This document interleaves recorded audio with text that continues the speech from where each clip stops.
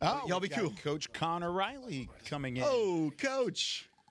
Taking a seat and putting go on a ahead. headset. Oh, Yes, sir. That is you right absolutely. there. Offensive line coach of the doing? Dallas Cowboys, guys. Connor How you guys Riley. doing? How we doing, joining us Coach? now. How we doing? Great, man. Good to see you. Coach, Great seeing you guys as well. this is a fun day for all of us because we get to see a lot of good football players, hear their names called. But the first one the Cowboys called happened to be an offensive lineman. Your thoughts on Tyler Booker and revamping the interior like you did on day one? Yeah, not only a phenomenal player, and I kind of told him there again yesterday, what impresses me so much is the type of man that he is and the demeanor that he goes about his business-like mentality.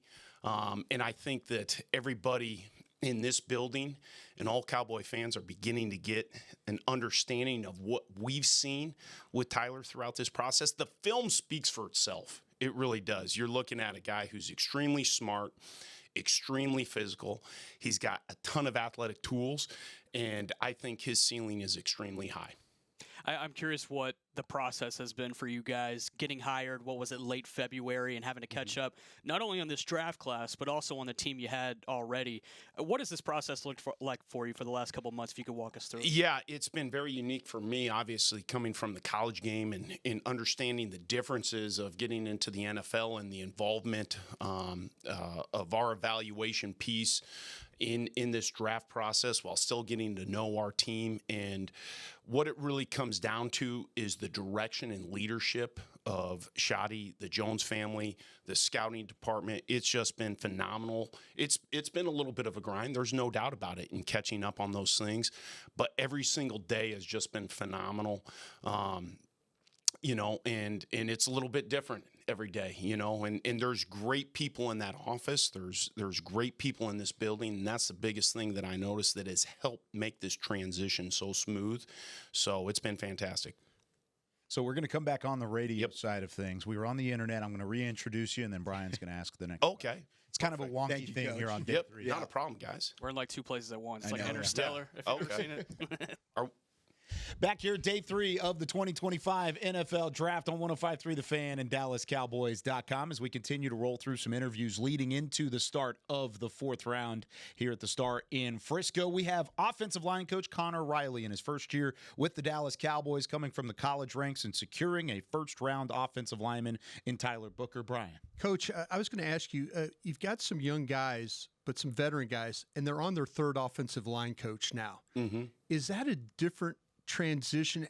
Is it difficult for them? Is it difficult for you maybe having to work through some habits they were taught? And now how do you navigate all that? Yeah, I think that's a great question, and I've actually addressed it with the guys up front. There are some guys who've had multiple offensive line coaches within the previous few years, and whether they've been within the organization or they're coming from the college level, because there is some youth on that offensive line, they're hearing a different voice in the front of the room.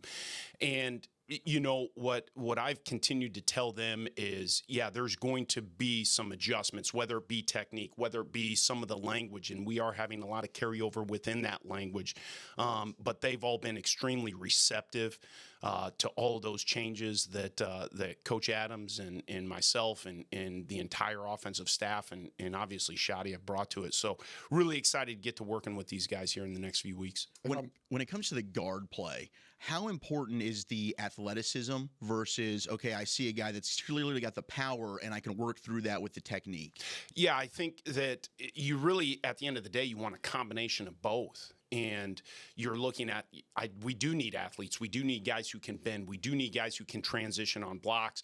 But then also guys who are holding up against the interior defensive lines within the National Football League right now. It's changed. You know, the dudes you kind of always thought 10, 15 years ago were out on the edge. And now you got some of these war daddies inside. And you're going, man, you need a physical, athletic, smart guy to play those positions. Coach, I got to ask you about Cooper Beebe. The fellas in here know he's one of my favorite players that we've ever been able to watch during the draft show. How awesome was it to now get back and work with him? And was there ever for a second a conversation of like, maybe I kick him back over to guard after a year playing center? Yeah, well, you know, kind of talking about Coop and going back to, you know, my first interaction with Coop, you know, he was recruited as a defensive lineman to Kansas State, and it's always a funny joke between me and Tom Beebe.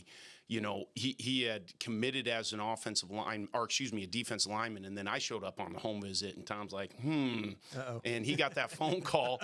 And I remember the conversation with Beebs. I said, you're going to be able to play a lot of football on Saturday afternoons playing defensive line, but you're going to have an opportunity to play on Sundays if you move to the offensive line, and here we are. So he jokes with me all the time. He goes, you've been telling me for 4 years that eventually I'm going to be playing center. So I know that there's some flex with Coop, but that has not really been a conversation. It's about he's going into his second year at this position, and I'm really excited for him to see what kind of growth he has. How did you see that from Cooper whenever he arrived on campus? Like, hey, let's flip him on this side. Yeah, well, are you talking about from defense to offense? Oh, defense to offense? Yeah. Or in the recruiting process. Well, during the recruiting process, and I was actually kind of looking at our current personnel and what we had signed that class, and I said, boy, we need to find a dominant offensive lineman. And when I first began looking at Cooper Beebe, I was the offensive line coach at North Dakota State, and he was very much on our radar, praying and hoping, like, okay, hey, maybe somebody won't take this 6'2.5", 6'3" guy, and certainly he got a couple Power 5 offers that took it off. So we had already actually done a little bit of that back work, and I joked when we took that job, I said, I'm going to be stealing them from you to the D-line coach, and certainly enough, we did, and it worked out well. If I'm not mistaken, you played against Tyler Booker either his freshman or sophomore year in that bowl game. Mm-hmm. Did he stand out to you back then, and where has he grown since?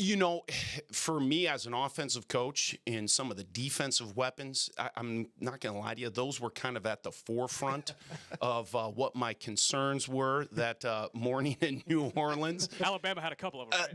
They had one or two of them, and I remember kind of seeing them walk across the field, and I was like, okay, is that Will Anderson? And then, as they got a little bit closer, I was like, no, that's the Mike. And then come to realize, no, that was their boundary safety. So one thing I did notice, though, is as I was out there and, you kind of saw, and Tyler talked about it, his run around the field of, I'm going to own this field.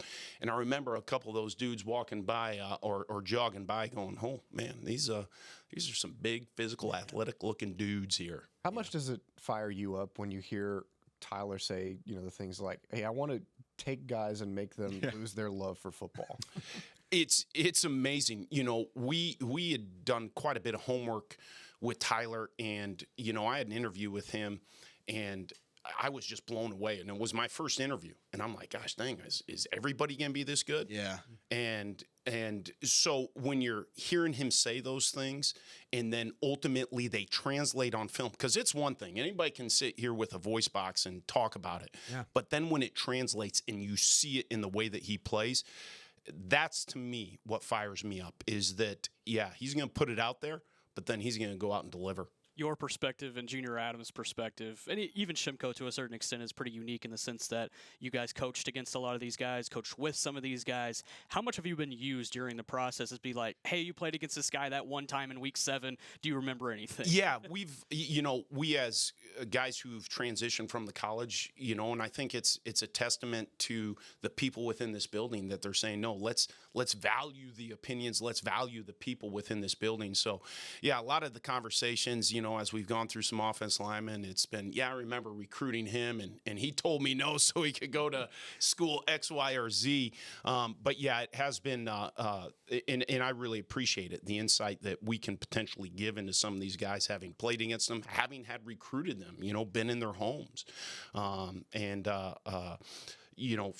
From our scouting department to the coaching staff, asking us those things is really cool. I've always wondered about the position flex. That's something we talked about with offensive line. Like, you got Tyler Guyton's played left and right. Tyler Smith has clearly played left tackle, guard. We just talked about Cooper Beebe and the versatility there. Is that sometimes like a negative in a way? Is it better to just, hey, focus on one spot? Yeah. Instead of we're moving a guy around. Yeah.